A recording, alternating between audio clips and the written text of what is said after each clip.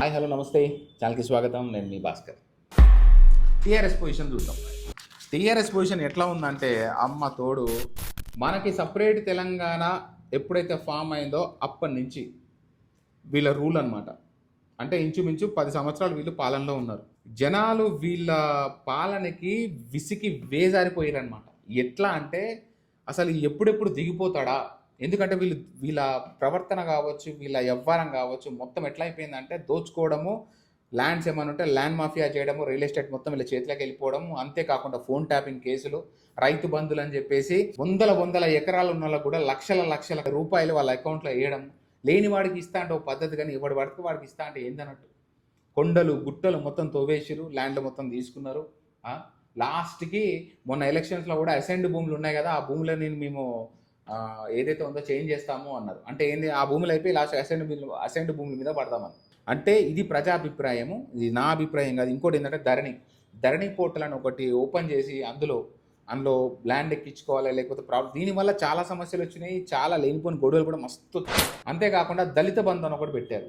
ఈ దళిత బంధు పేరుతోటి ఎంతమంది దళితులకి డబ్బులు వచ్చినాయి అన్నది పెద్ద క్వశ్చన్ మార్క్.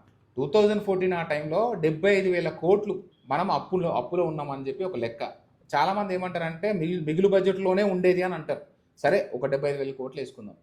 వీళ్ళు ల్యాండ్స్ అన్నింటినీ ఆప్షన్స్లో పెట్టి ఈ కంపెనీకి ఆ కంపెనీకి ప్రైవేట్ కంపెనీలకి ఇచ్చేసి, ఈ సంస్థలకి ఆ సంస్థలకి ఇచ్చేసి ఒక స్కామ్ చేసి ఇవన్నీ చేసిన తర్వాత కూడా వీళ్ళ దగ్గర ఎన్ని డబ్బులు ఉన్నాయి. ఫైనల్గా అయినా కూడా 5 లక్షల కోట్ల అప్పు ఎట్లా ఉంది. కాంగ్రెస్ గవర్నమెంట్కి వచ్చేసరికి తెలంగాణ గవర్నమెంట్ 5 లక్షల కోట్ల అప్పు చేసి వీళ్ళ చేతిలో పెట్టింది. ఎట్లా, ఈ సంక్షేమ పథకాల పేరు మీద వాటి మీద డబ్బులన్నీ వీళ్ళు ఇప్పుడు నార్మల్ అయినప్పుడు ఒక్కటి సపోర్ట్ ఎలక్షన్స్ ఉన్నప్పుడు మాత్రమే మేము ఈ పథకాలు పెడతాం, మేము అది చేస్తామని చెప్పారు. ఇప్పుడు ఒక్క పథకమైనా నెరవేరుతుందా? ఈ డబ్బులు ఇప్పుడు లక్షల కోట్లు అప్పులు చేస్తే ఎక్కడి నుంచి పోతాయి? నీ జేబులో నుంచి, నా జేబులో నుంచి. పెట్రోల్ దగ్గర, డీజిల్ దగ్గర, వాటరు, కరెంటు అన్ని డబుల్ ట్రిబుల్ చేసుకుంటూ పోతారు. చిన్నపిల్లలు తినే చాక్లెట్ దగ్గర కూడా వాడు రూపాయి పెంచేస్తాడు, డబుల్ రేట్లు. ఒక్కసారి నా ఆలోచన లేకుండా విధానాలు ఇవన్నీ. ఇంకొక పెద్దది టీఆర్ఎస్ బ్లండర్ చూసుకోవాలంటే కాళేశ్వరం ప్రాజెక్ట్, మేడిగడ్డ ప్రాజెక్ట్. 1,00,000 కోట్లకి పైగా డబ్బులు తిన్నట్టు వీళ్ళ అంచనాలు. జనాలందరూ సీరియస్ అయ్యారనమాట. ఇంతేకాకుండా కాంగ్రెస్ పార్టీ గెలవడానికి కారణం ఏంటంటే బీఆర్ఎస్ పార్టీ మీద వ్యతిరేకత. కేవలం టీఆర్ఎస్ పార్టీ మీద వ్యతిరేకతతో మాత్రమే కాంగ్రెస్ గెలిచింది. అంతే తప్ప కాంగ్రెస్కి గ్రిప్ ఉండి పేరుతోట దాంతో గెలవలేదు. అయితే ఇంకోటి ఏంటంటే కవిత లిక్కర్ కేసు. అసలు కొన్ని వేల కోట్ల స్కామ్ చేసింది కవిత లిక్కర్ కేసు. మొన్నటిదాకా జైల్లో ఉండి మళ్ళీ బయటకు వచ్చింది. ఎంత మాట్లాడుకున్నా కూడా ఇంకా ఎన్నెన్నో బయటకు వెళ్తుంటాయి దారుణాలు.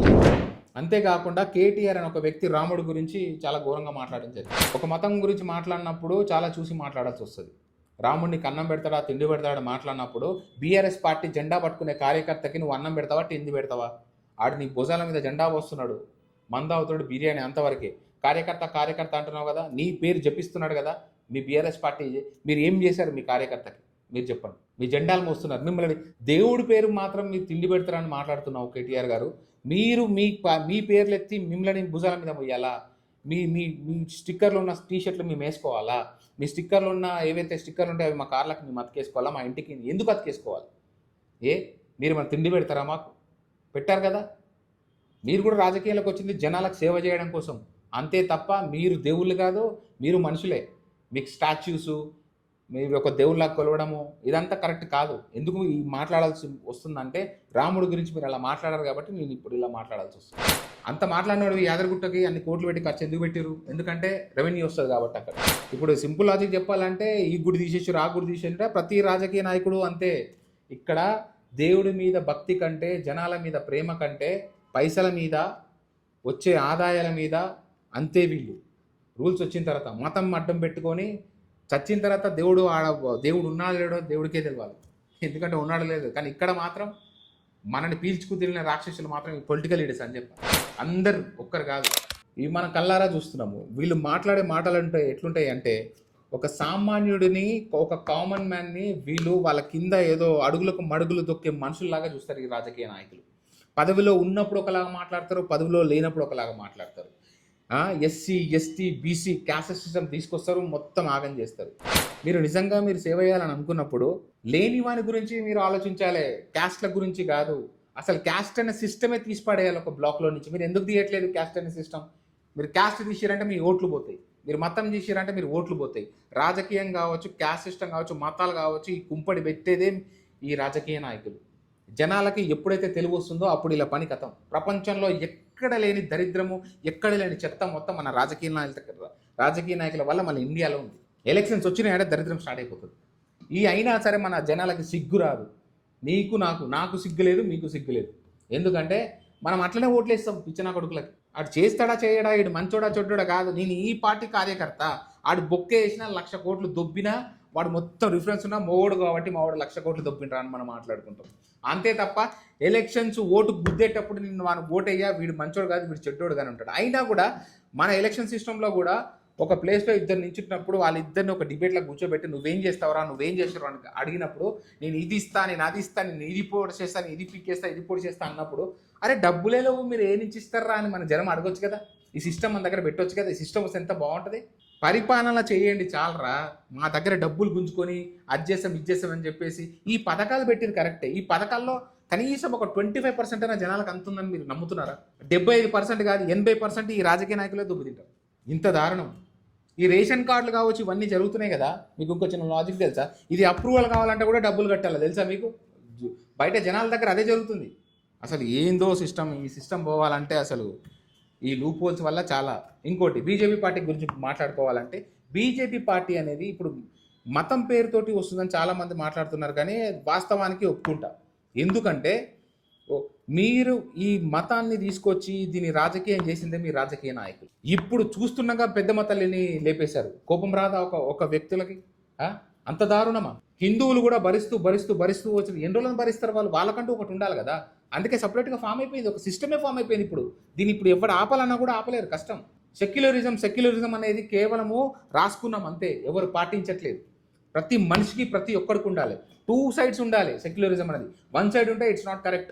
బీజేపీ పార్టీ గల్లీలో లొల్లి చేస్తుంది, కానీ హైదరాబాద్లో గల్లీలో లొల్లి చేస్తుంది బీజేపీ పార్టీ. అంతకు మించి ముందుకు పోతలేదు. ఇది మంచి అవకాశం, ఎందుకంటే బీఆర్ఎస్ పార్టీకి లేదు ఇప్పుడు సీను. అదేవిధంగా కాంగ్రెస్ పార్టీ పని కూడా కేల్కతం అయిపోయింది. ఈ 2 పార్టీలని జనాలు ప్రత్యామ్నాయంగా చూడట్లేదు. కానీ ఈ 2 తప్ప వేరే గత్యంతరం అనేది లేదు. ఇది ఒక మంచి అవకాశంగా చూసుకొని ఒక మంచి నాయకుడు కనుక బీజేపీ పార్టీకి దొరికిందంటే నెక్స్ట్ వీళ్ళు గెలిచే అవకాశం ఉంది. కానీ ఇళ్లలో కొట్టుకు చచ్చే నాయకులు, అమ్ముడుపోయే నాయకుడు తప్ప కరెక్ట్ నాయకుడు ఉన్నట్టు నాకు కనిపించట్లేదు. ఇది నా వాదన కాదు, చాలా మంది మాట్లాడుతున్న వాదన. బీజేపీ పార్టీ కనుక ఇప్పుడు పుంజుకునే అవకాశం ఉంది. వీళ్ళు గల్లీలో కొట్లాడుతున్నారు. మీరు టౌన్స్లోకి వెళ్ళండి, జిల్లాల వారీగా చూడండి. విలేజ్ సిస్టంలో పొండి. విలేజ్ సిస్టంలో ఉందా బీజేపీ పార్టీ? లేదు. మీరు అక్కడి దాకా మీరు ఎలా తీసుకెళ్తారో మీ ప్రణాళిక వేయండి, మీ స్కెచ్ చేయండి. ఎందుకంటే జనాలకు వీళ్ళ మీద నమ్మకం పోయింది. బీజేపీ పార్టీ ఎంతవరకు వస్తుంది అంటే, బీజేపీ పార్టీకి సింపుల్ చెప్పాలంటే బీఆర్ఎస్ పార్టీకి ఉన్న క్యాడర్ కావచ్చు, కాంగ్రెస్ పార్టీకి ఉన్న క్యాడర్ కావచ్చు లేదు. కాంగ్రెస్ పార్టీ ఎందుకు గెలిచిందో తెలుసా? కేసీఆర్ మీద కోపంతో, కేటీఆర్ మీద కోపంతో మాత్రమే కాంగ్రెస్ పార్టీ గెలిచింది. ఒక ఊర్లోకి వెళ్ళి ఏలుముద్ర వేసి ఒక ముసలోని అడిగినా కూడా వాడికి 2 తెలుస్తుంది. ఒకటి చేతి గుర్తు, ఇంకోటి కారు గుర్తు. ఈ కారు గుర్తు కూడా మొన్న వచ్చింది, గుర్తుపడుతున్నారు. మరి బీజేపీ పార్టీ గుర్తు తెలవాలంటే, మీ గుర్తు తెలవాలంటే మీరు ప్రూవ్ చేసుకోవాలి కదా. మీరు ప్రతి గడప దొక్కాలి కదా. మీరు తొక్కట్లేదు కదా. మీరు మీడియాలో హల్చల్ చేసి హాయ్ బాయ్ అని చెప్తే నడవదు. మీకు అంత కసి ఉందంటే ఫస్ట్ మీరు నాయకత్వం చేసుకోండి, దాని తర్వాత కొట్లాడండి. కరెక్ట్ నాయకుడు లేడు బీజేపీ పార్టీలో. కరెక్ట్ నాయకుడు ఉండాలి. అదేవిధంగా గడపకి పోయి మాట్లాడాలి. కార్యకర్తలు అని అంటారు కదా, కార్యకర్తలు అంటే ఒక రాజకీయ పార్టీకి బానిసల్లాగా అయిపోయారు. అయ్యా కార్యకర్తలారా, మీరు కార్యకర్తలాగా ఉండకండి. మీరు ఇండియన్ సిటిజన్ లాగా, తెలంగాణ సిటిజన్ లాగా ఉండండి.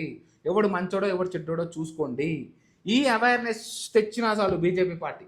ఏది, మీరు కార్యకర్తల కోసం ట్రై చేయండి. ప్రతి ఒక్క వ్యక్తిలో ఇది నింపనీకి ట్రై చేయండి. ఒక వ్యక్తికి వాడి ఔన్నత్యం కావచ్చు, వాడి అభిమానం కావచ్చు, వానికి పడుకున్న అభిమానాన్ని నిద్ర తట్టి లేపండి. ఇది కరెక్ట్ కాదురా, ఎవడికి వాడి స్వాభిమానం ఉండాలని మీరు లేపిన రోజే మనమందరం బాగుపడతాం. లేకపోతే ఈ రాజకీయ నాయకుల స్కామ్లో, కరప్షన్లో కొట్టుకుపోతాం. 1,00,000 కోట్లు వాళ్ళు తీసుకుంటారు. రోజు నువ్వు డబ్బులు కట్టుకుంటూ అప్పుల పాలు నువ్వు అవుతావు. ఇది సామాన్యుడికి నేను వేసే క్వశ్చన్. అందుకే అంటారు కదా, ఏ దేశ చరిత్ర చూసినా ఏమున్నది గర్వకారణం అన్నట్టు, ఏ నాయకుడు చరిత్ర చూసినా ఏమున్నది గర్వకారణం. ప్రతి నాయకుడు అంతే, ఒక్కడి పేరైతే చెప్పట్లేదు. So this is my episode. ఈరోజు ఈ ఎపిసోడ్ చేయడానికి కారణం ఏంటంటే, ఈ నాయకుడు ఆ నాయకుడు అని కొట్టుకోకూడదు మనం. వీళ్ళందరూ ఏ టైం లేనప్పుడు, సింపుల్ చెప్పాలంటే మొన్న జగన్ ఆంధ్రలో ఒక లొల్లి చేశాడు. ఎగ్జాంపుల్గా చెప్తున్నాను. మామిడికాయల సీజన్ మొత్తం అయిపోయిన తర్వాత మామిడికాయల సీజన్ తీసుకొచ్చి అమ్ముడు పోవట్లేదని కొట్లాడి చేస్తాడు. అదేదో ముందే చేయొచ్చు కదా నువ్వు పోయి పోడు. అసెంబ్లీలో అడుగు పెడతావా? అసలు అసెంబ్లీలో అడుగు చేసి క్వశ్చన్ చేయాలి కదా, నువ్వు ఎందుకు పోవట్లేదు అసెంబ్లీకి? ఇగో ఇట్లాంటి నాయకులు మన రాజ్యాంగంలో మన రాజ్యంలో ఉంటే మనం బాగుపడినట్టే. అందరిని అంట, ఒక్కరిని కాదు. ఇంకా కుల రాజకీయాలు, నేను చేసిన తెలంగాణ నేను తెచ్చిన, తెలంగాణ నేను ఇచ్చిన. అరే ఈయనికి నువ్వోడు తేనికి వాడేవాడు, ఎవడైతే తెచ్చినట్టుండో ఎవడైతే ఇచ్చినట్టు గురించి మాట్లాడుతున్నాను. ప్రజలు కష్టపడి, విద్యార్థులు కష్టపడి, నేను కూడా విద్యార్థిని ఆ టైంలో నేను కూడా పోయిన రోజులు ఉన్నాయి. మేము అందరం కష్టపడి ఎవరు కూడా ప్రాణాలు ఇచ్చి ఏదో చేసి ఫైనల్ తెలంగాణ సాధించుకుంటే నేను ఇచ్చినట్టవా సింపుల్గా? నేను తెచ్చినట్టవా సింపుల్గా? చంద్రబాబు నాయుడు ఏమంటాడు, నేను హైదరాబాద్ని కట్ట. నువ్వు ఎవడిపోయి హైదరాబాద్ని కట్టినీకి? నువ్వు పెద్ద తురుమా, నువ్వు పెద్ద రాజువా? హైదరాబాద్ని అరే ఆ పొజిషన్లో ఎవడు నా పని చేయాలి భయ్. నువ్వు అందుకే కదా వచ్చింది రాజకీయాల్లోకి, జనాలకు సేవ చేద్దామని. నేను నేను నేను అంటే ఏంది? ఎప్పుడైతే రాజకీయాలకు వచ్చినావు, ఎప్పుడైతే నేను అన్న పదం తీసేయాలి. సీఎం పదవిలో కూర్చుంటా, మంత్రి పదవి కావాలి, ఆ పదవి కావాలి. ఒక సిస్టమ్ ఉంటే బాగుంటుండేమో. జనాలందరూ కలిసి మంత్రిని ఎన్నుకోవాలి, జనాలందరూ కలిసి సీఎంని ఎన్నుకోవాలి. అట్లయితేనే బాగుంటుంది. లేకపోతే మాత్రం ఇగో ఈ దరిద్రాలు మనకు ఉంటాయి. సో ఇది ఫ్రెండ్స్, నాకు తెలిసిన దాన్ని బట్టి నేను మాట్లాడాను. ఎపిసోడ్ నచ్చితే మాత్రం లైక్ చేయడం మర్చిపోకండి. Thank you so much.